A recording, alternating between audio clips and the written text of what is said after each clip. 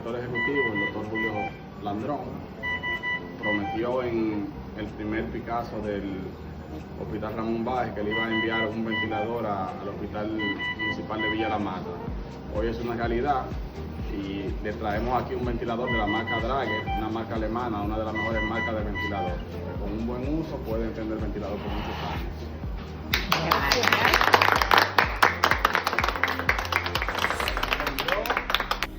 Hoy recibimos este ventilador que viene para mejorar la calidad de vida. Gracias al doctor Landrón por los buenos aportes que está haciendo con la comunidad de la salud de los pacientes. Gracias a nuestro senador Ricardo de los Santos y gracias a nuestro presidente Luis Abinader.